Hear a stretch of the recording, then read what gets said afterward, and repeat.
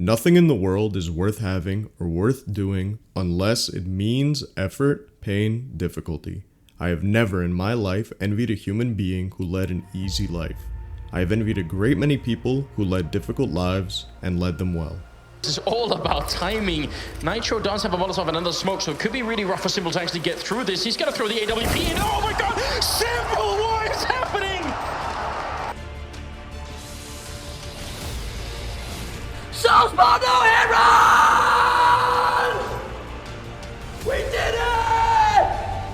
Go, Justin!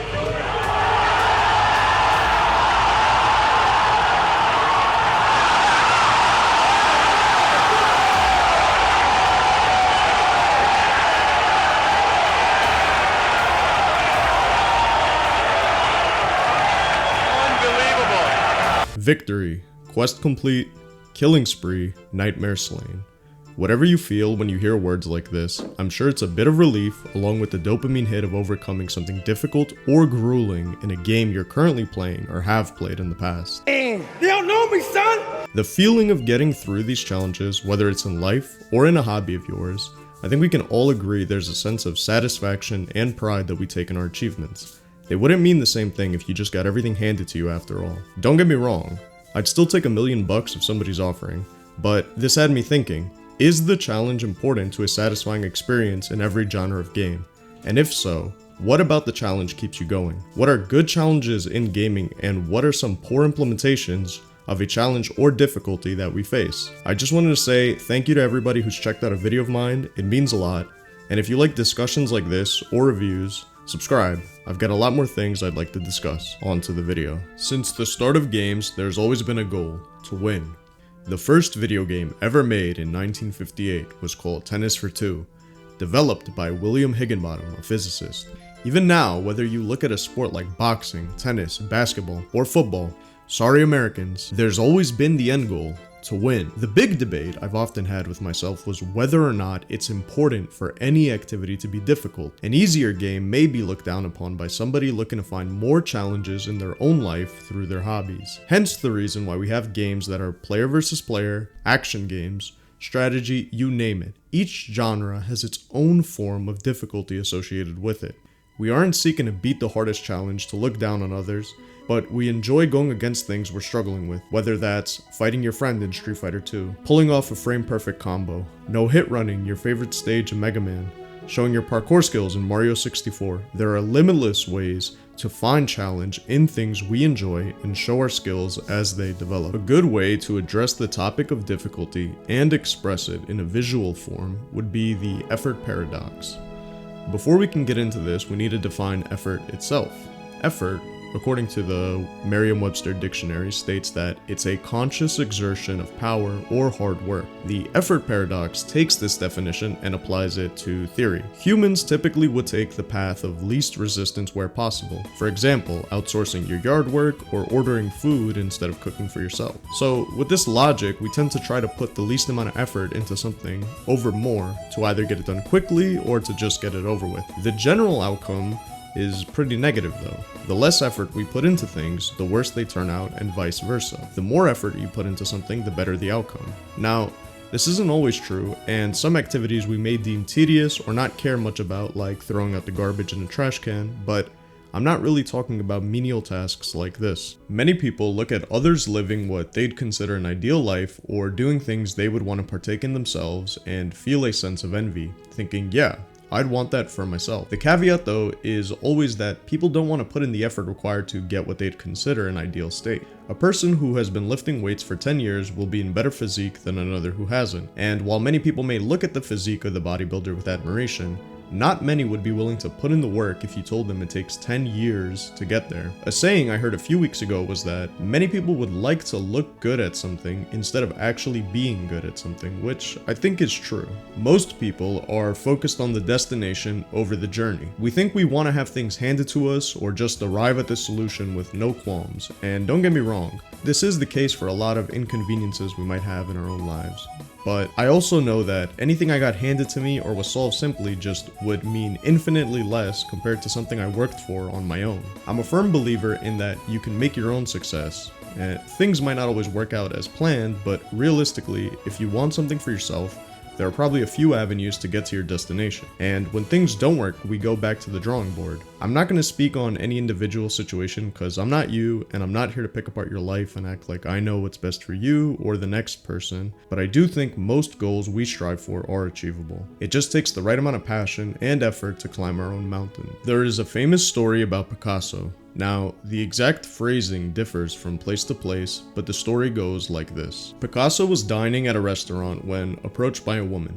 The woman asked Picasso to draw something on a napkin and said she'd be happy to pay for whatever it was worth. Picasso complies with the request, and he finishes the drawing within 30 seconds. He hands it back to the woman and says, "That will be $10,000. The woman was astonished and said, "But you did that in 30 seconds. "No," Picasso replies. "It has taken me 40 years to do that." The earliest instance of this vignette can be traced to a book from 1984 titled What They Don't Teach You at Harvard Business School by Mark H. McCormack, which I think ties well into Martin Broadwell's 4 stages of competence. Originally used to describe the 4 levels of teaching, but I think can be definitely applied to other aspects of life, including our hobbies. The chart goes from unconscious incompetence to conscious incompetence, then conscious competence, and when we master something, it becomes unconscious competence. Now, I'm not saying we need to practice a game or hobby to get to the point of mastery. I feel that only works when doing something you truly love or are passionate for.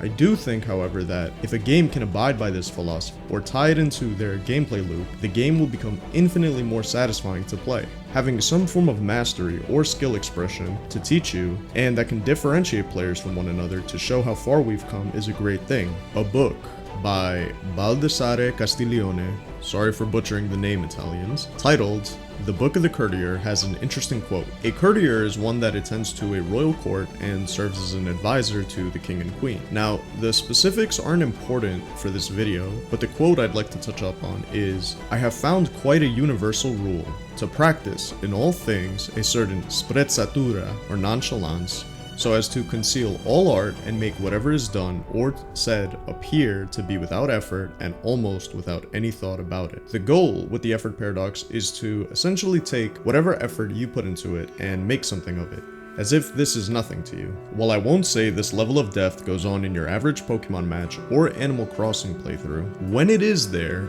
that depth to be had or challenges to beat an activity can make it infinitely more enjoyable. Watching things such as esports tournaments, speed runs, no-hit runs, or just challenges we undergo ourselves, such as solving a puzzle or beating a very tough boss, come with moments of self-gratification and pride in that endeavor. Things that just won't be there if we had an instant I win button every time. Perfecting a friend in a fighting game, getting a tactical nuke in Call of Duty, even just beating others in something fun like Mario Kart. All these experiences and more derive from the challenge, and said challenge leads to fun. Of course, you have to give players a reason to care and why they should try to put in that effort into your title. A big part of gaming is the opening moments of any title. After all, if it doesn't grab you within the first hour or two, let's say, I doubt many people would be willing to continue. If it feels like a slog to get through, whatever your game is about, it's important to have a hook that will grab players and get their mind racing. In Breath of the Wild, while it may have been a huge departure from the series, the Sheikah Slate innovation allows you to manipulate aspects of the game world and create unique interactions. Tears of the Kingdom allows you to form your own contraptions and even bookmark them for easy access if you design things on hand for specific scenarios. Having some level of freedom or ways for players to express themselves is a good way to get them invested. A major thing that many studios get wrong is not respecting the player and allowing them to consciously make their own decisions based on what they want to do. Typically, there's a right way to do things in most AAA games nowadays and other styles of games, which doesn't feel as good as coming to solutions that work for us on our own or based on game knowledge we've learned and applied in our own way. It's why secret tech is so exciting for players to discover. A level of depth or mastery over a game comes with pride and appreciation for what we decide to invest our time into. Without some form of choice or agency to situations a player can face, it just becomes tedious or boring as we're forced to put up with situations deemed by somebody else to be engaging. For example, in a good RPG, your character choice will matter. Whether this is the build you choose for yourself or allies you've acquired along the way with your silver tongue, giving somebody the ability to influence an outcome in their favor, or giving them the ability to try something helps immerse the players and make their choices feel more impactful. A game I love that's a good example of this is Dishonored. Now, in Dishonored titles, there are only two real outcomes for how a target is dealt with. How you get to your target and choose to deal with them is entirely up to you though. The game offers some hints at the start, but it doesn't hold your hand on the optimal way to do something, so that the player will experiment and not feel pigeonholed into one or two options. There is the non-lethal or lethal approach to eliminating them, but the lethal opportunity or the way you take the target to the destination is completely up to you, along with how you deal with guards or other issues along the way. They even give you multiple routes from getting to point A to point B, such as possessing a guard to get through a security check, or a rat to get through a vent and emerge on the other side. The game doesn't outright tell you how to use anything aside from when you first acquire a power or an item, but afterwards, it's completely up to you on how you want to deal with each scenario, and that type of freedom is refreshing. It allows for player mastery or for them to decide what is the quote-unquote right way to do something, not a specific solution that a developer decides. With that being said though, Dishonored has their own variety of the morality system called High or Low Chaos. In High Chaos, the playthrough can become a bit more difficult. The city responds to your actions and will change depending on if you run around murdering everyone and going guns blazing, turning the city from a bit calmer to weepers and rats being all over the place. If you favor a non-lethal and stealthy approach, then you're rewarded with less hazards to have to go through per level. I'm sure many players would argue that High Chaos is a more fun way to play the game though, and there's nothing wrong or right about that, because at the end of the day, it's your choice.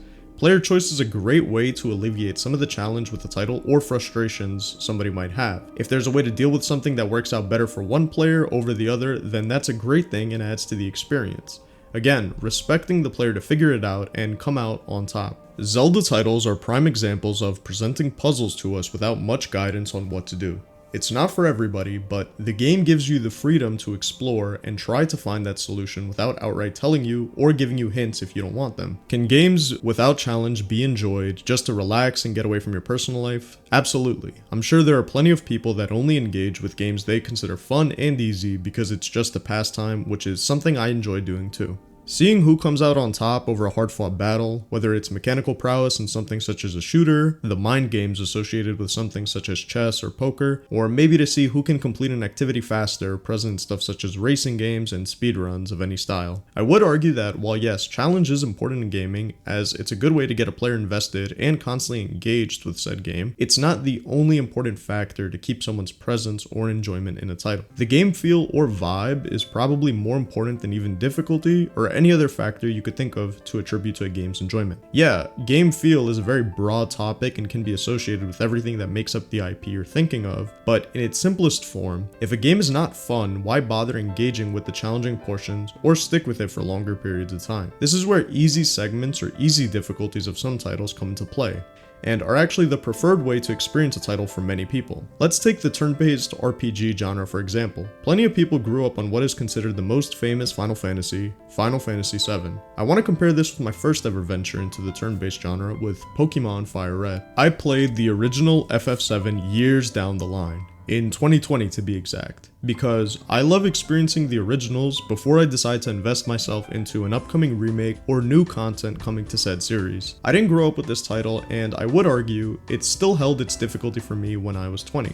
Not through everything, but unlocking some of the secret companions or the hidden boss fights to get some of the unique weapons, I didn't get those done in one attempt and took me a little bit to figure out. It's a failure or two and then some planning or grinding before I felt I could get a proper attempt in and try to win, which was a good thing in my opinion. I grew up on turn-based though, so I already knew I was a fan of the genre, and would love to play more titles down the line. This passion had me try Dragon Quest XI, Persona 4 and 5, and the Octopath series. All this can be attributed to having a very pleasant time with Pokemon Fire Red on the Game Boy Advance growing up, thus sparking my love for not only Pokemon, but the turn-based style of game itself. Now, Pokemon has changed a lot since its inception, adding many more species, types, you get the point, but it still maintains its roots in a turn-based style of game. The last mainline Pokemon games I'd say I thoroughly enjoyed were either Black and White or up to the Omega Ruby and Alpha Sapphire remakes of the original titles. At this point, I realized that I started outgrowing Pokemon sadly. It wasn't the turn-based nature of the games, and I can still boot up one of my childhood favorites to have a good time, but rather it was because the difficulty and the theme of the game stayed the same, mostly meant to appeal to a younger audience or those that have just become die-hard fans over time. So Instead of getting upset or expecting more from Pokemon, I decided to take my interest in the turn-based style of game to different IPs in the same genre, leading me to stumble on a few different games, but eventually landing on Persona and Final Fantasy. I decided to play the OG FF7 because I know it's a loved title by many, and I wanted to see if I would feel the same magic playing the game, learning the different secrets and struggling on certain fights throughout the story, most notably the final boss and the hidden bosses themselves. Overall, the game kept me engaged, and part of that was being challenged and failing on certain fights, having to reevaluate my team or moves and limits I used in the encounter, forcing me to have to think while playing the title. I know, right? Crazy how a game making you use your brain can actually be fun. This hasn't just extended from one turn-based game to the next. As I get older, I notice my taste in games has changed and what sort of enjoyment I find out of them also changes. But the one thing that has stayed the same is I personally like being challenged, whether it's my general knowledge or mechanical skill. It feels rewarding overcoming difficulties either intended by the developers or just personal grievances I've had with the title. Saying all this though, I know that not everybody would hear my thoughts and feel the same way, and that's okay. Some people don't really care to be challenged with a game, and they have enough of that in other aspects of their life. Maybe it's an angry spouse, kids, work, social life antics. So for them, they just want to hop on their preferred system to game and just sit back on the couch and relax. I enjoy this too, and I would argue games like Animal Crossing, which are not inherently difficult in any way, also becoming one of the highest selling Nintendo Switch games of all time, due to being during COVID, but it's also just an excellent title overall for kids and adults just looking to vibe and enjoy things such as decorating their virtual island, collecting things for the museum, or just recruiting your favorite villagers to an island. At the same time though, I do feel that if every experience was tilted to favor one side of the scale over the other, for the rest of the time, it would come at a huge detriment to us as players, but also the gaming market itself. Making room for all types of experiences to succeed, such as how somebody can only enjoy comedy shows, while another wants to watch superhero exclusive stuff only, and then there are people that can enjoy both, or more. Okay, a person can enjoy a difficult game and an easy game, duh. Why are you wasting my time with a preamble on games and difficulties? Well, aside from wanting to throw some games and a genre I personally like into the discussion, it's to illustrate how you can outgrow a game series or a style, but still enjoy the genre, thus moving on from what was once difficult for you to the next challenge. I think that if I didn't get stuck as a kid playing Fire Red, or the Mega Man Zero series, I wouldn't have had the same appreciation or memories of said titles as I got older. Those moments of struggling and being a bit frustrated, not knowing what to do but trying anyway, I think are more important moments for us to experience growing up, regardless of the activity that takes place. Whether that's at school trying to learn something new, practicing your jump shot in basketball, or again, struggling on a game, this process of getting better and improving keeps you motivated to go on.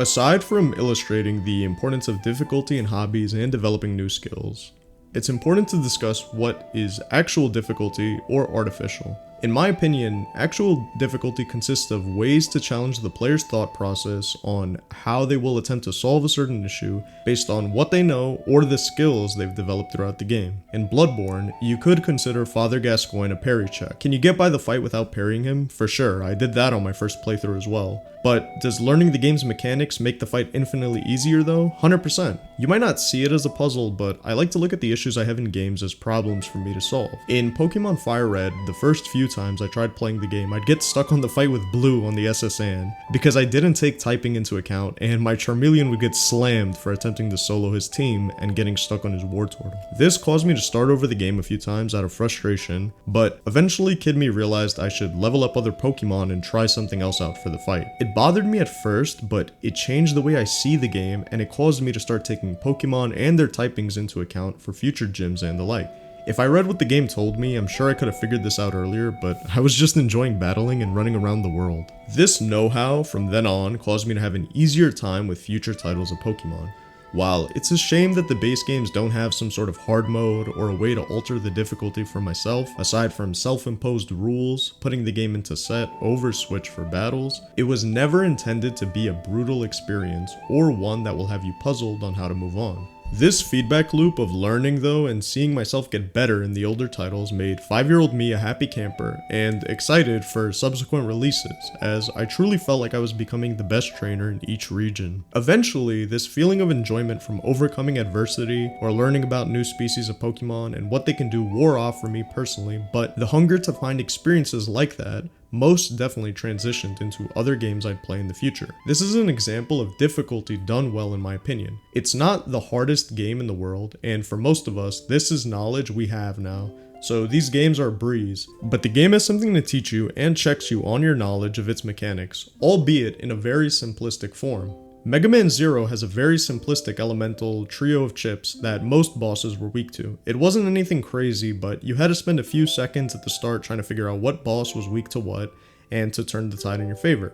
Also, what moves would be best in certain scenarios. Don't get me wrong, a lot of it can be boiled down to charge attack spam, but hey, I was young, so that felt cool to me. Skyward Sword is my favorite game of all time. While I don't think it's the best game created or anything like that, I do think it had things to teach me, and it would have been difficult without the know-how of some of the sword strikes and general outside-the-box thinking for 11-year-old me. Puzzles posed a problem, and some of the boss fights were littered with gimmicks to figure out on how to damage bosses or progress through the different temples and quests in the world. The approach isn't for everybody, but personally, I enjoyed the gameplay loop of getting the new tools and figuring out how they could be used in different segments of the game. One of the best moments is when you're stripped of all your gear at one point in the title, and you gotta use each piece you get to retrieve the other until you have everything again. While it wasn't anything overly complex, it challenges you and makes sure you're paying attention to what you've learned throughout the game. The final boss of Sekiro is considered by many players to be the hardest challenge in that game, because he truly checks you to see if you've been paying attention to what you learn, checking your offensive, defensive skills, along with pattern memorization and the flow of something that could be found in a rhythm game. You can make a game challenging in many different ways. They won't appeal to all players, but neither does every game, so trying to please everybody is a bit of a lost cause. Things such as puzzle or strategy games would appeal to a player that enjoys thinking more so than tough mechanical inputs. A player looking to execute frame-perfect combinations or precise movements might be a fan of fighting games or platforming.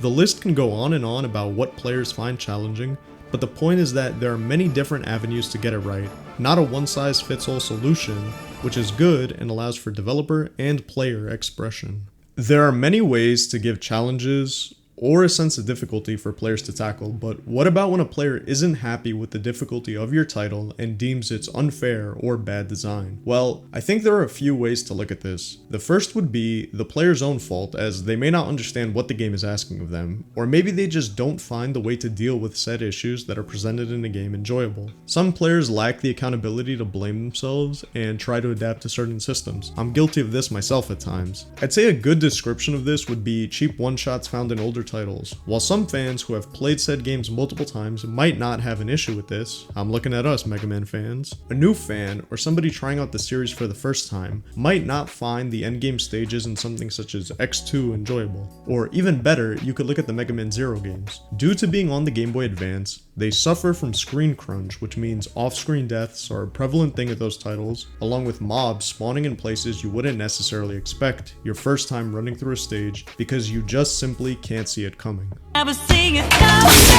This can cause unnecessary frustration and make the games feel worse than they should. One thing I'm personally not a fan of is turning up the dial on values for a sense of harder difficulty, giving things such as bosses more health or opponents will do more damage to you. Just feel like in most games, they take away from the overall feel of the combat and can boil the experience down to only a few valid options. A good example of this was when I tried to get into the God of War 2018 game. It's a great game and I thoroughly enjoyed the story from what I played, but I made the foolish decision to play on Give Me God of War. I'm sure there are some players that enjoyed this difficulty, but a lot of the experience for me boiled down to just spam throwing the Leviathan axe over and over at one mob or boss and running away. If there was a room full of enemies, it felt like I was fighting for my life over a few mobs, and taking more than one hit was never an option, completely shifting the gameplay from that of a fun action-styled RPG to that of a hit-and-run game which didn't feel good. I didn't feel like the God of War. I felt like the God of Chores. Some bosses would be comboable, such as the Dark Elf King or the first boss you fight in the title, but in general, I didn't really have this option and had to limit my moveset to a few viable moves, and it took the fun out of getting new abilities or unlocking things in the skill tree. A few of the bigger bosses would just be littered with mobs in the arena, so it's not just a 1v1 fight, you're now also tackling multiple enemies, forcing me to return to the boring hit and run style. Elites became a complete chore to deal with, and this mode felt tacked on instead of something that had thought put into it to make the experience feel tough, but fair.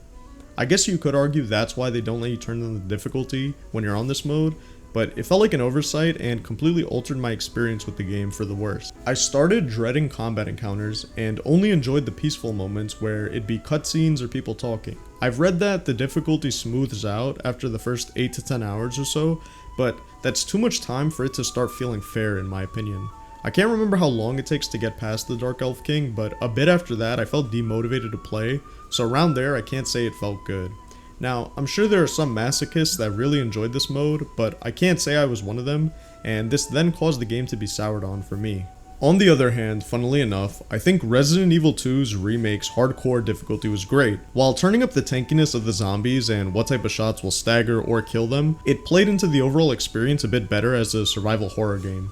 As even though yes, I feel like less of a powerhouse with some of the stronger weapons in the game such as the shotgun, forces you to take a different approach when exploring RPD and the other areas in the game instead of just blasting through it on normal like I did after I came to terms with the game itself.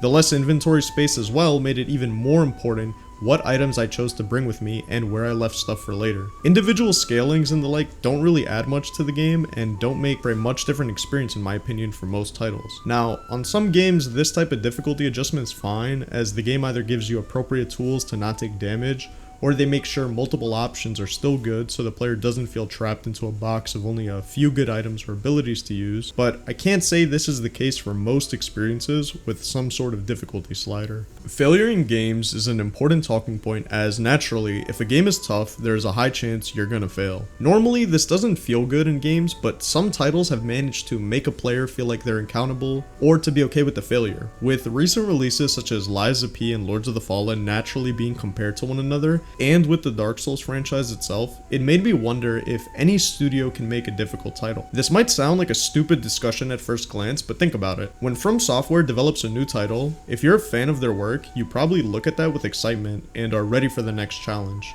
They've managed to take failure and difficulty and market that as part of the experience. It's worked phenomenally in their favor, and I think for good reason. The games are for sure frustrating for some, and I'm sure the way they're designed is enough to turn people off from the game, but I don't think this was their intention. Hidetaka Miyazaki, in an interview with The New Yorker in 2022 by Simon Parkin, stated that, "I've never been a very skilled player," Miyazaki told me recently via Zoom. "I die a lot, so in my work, I want to answer the question, if death is to be more than a mark of failure, how do I give it meaning? How do I make death enjoyable?" They look for ways to make it fun but challenging each time, so the player has a new experience to look forward to and things to learn. "I do feel apologetic towards anyone who feels there's just too much to overcome in my games," Miyazaki told me. He held his head in his hands and then smiled. "I just want as many players as possible to experience the joy that comes from overcoming hardship." He goes on to state that he looks at the difficulty in his games as a form of problem solving. Miyazaki says it as, "A more accurate way to look at it is problem solving. We all face problems in our daily lives. Finding answers is always a satisfying thing, but in life, there's not a lot that gives us those feelings readily." Lies of P, I'd argue, was received fairly well from Souls fans, myself included, and it reinvigorated my faith in other companies being able to take the formula and make their own successful Souls-like. Don't get me wrong though, there are other titles that have accomplished this in the past such as Fallen Order and Mortal Shell to a lesser degree, as that was an indie title, but Lords of the Fallen has me questioning if consumers are upset at the game for being difficult for no reason, or maybe it's just not a type of difficulty that some consumers are okay with. So I've seen a lot of people complaining about the mob density being way too high in the game, and the challenge deriving from cheap deaths over something where you feel like, okay, I need to get better myself, which I could see because I do feel that way at times when playing the game. I'm sure that people that enjoy the experience do truly like it, but upon playing, I feel like I'm torn in the middle.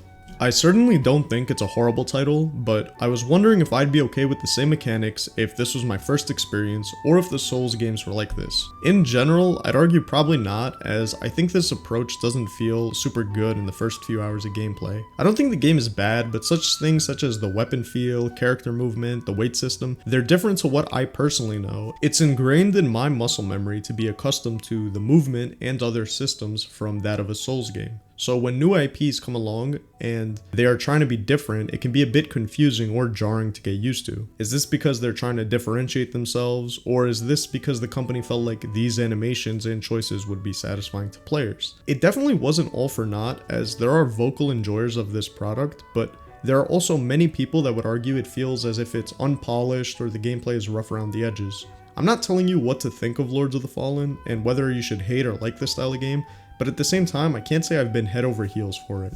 I've not finished the experience yet, as I haven't felt motivated to keep playing the title based on my current experiences, but I will finish it up sometime soon because I'd like to discuss my thoughts about that title in a separate video. I do think that other studios making games in a similar market can do different things to make their games challenging, but sometimes I don't think challenging the preconceptions players will have going into the title of a similar experience to something they know always pays off. Lies of P, while having hard bosses that I'd consider walls and maybe were frustrating for players, aside from the bosses, I felt like the experience itself was tailor-made to ease people into the Souls-like genre. The director has gone on record to say he wasn't trying to make a brutal experience, and he believes if you give it time, you too can beat it, but going against some fights in the game could have you reconsider. For me though, I never chalked up my losses to poor controls or the feeling as if the game was intentionally trying to spite me. After all, the movement feels straight out of IPs such as Dark Souls and Bloodborne. If you told me this was From Software's next game, I'd believe you and not think twice about it. That's just how uncanny it feels to transition from one of these titles to the other. The other thing I'd argue they did right in Lies of P was put most of the challenging mobs that would be considered frustrating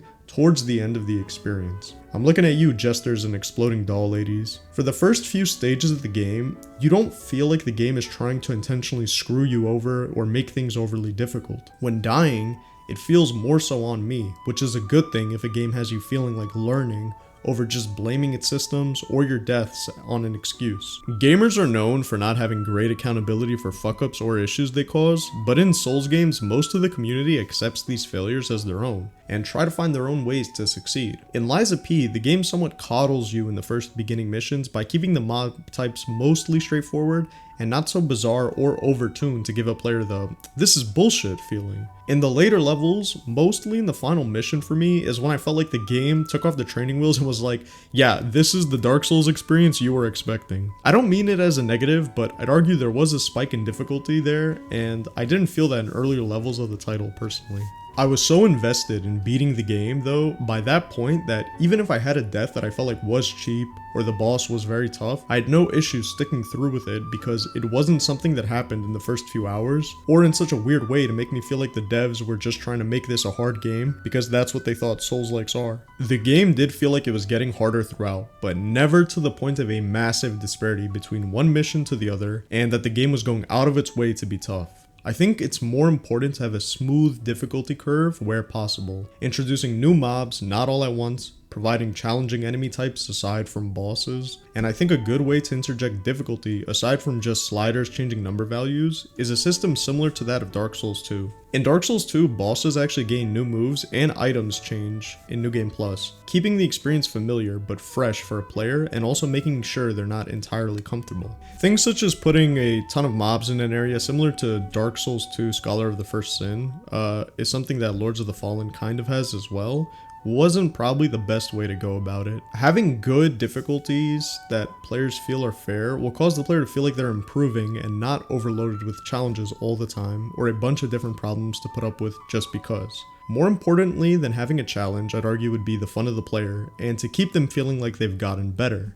This instills confidence and motivation to keep going despite roadblocks at the end, which is where I feel the Souls games have gotten their popularity. Challenge is a tough thing to get right, I'd argue. But at the same time, there are developers that have figured out a solid formula that isn't being examined as closely as it could be, thus degrading experiences that could be potentially amazing. This should be additive to the experience and the player's enjoyment, not something tacked on to draw somebody in, but then have a mediocre experience due to it not being implemented properly. I'm a big fan of challenges in my games, and I'm sure I'm not the only one. Games are an adventure for us to go on and should be enjoyed in all aspects, whether that's failure, success, idling, challenging a player through thick and thin, giving them different experiences, whether they're easy, hard, or just something fun in general to do, I think is very important and core to the experience of a solid game. Because if your player is not constantly engaged by shaking things up in one way or the other, they might feel as if the game becomes monotonous or they're going into a loop, which isn't really something you want to feel, because then the game itself starts feeling very gamey to you.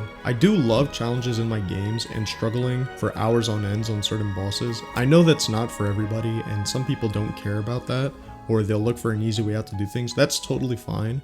but I do think that having that ability to give your player a wall that they have to struggle against for a while, once you're on that, and then once you finally pass it, there's this feeling of excitement and happiness that you can't get from an experience that you beat in just 1 or 2 tries. There's just something about that experience that when you triumph that boss that's like, fuck you!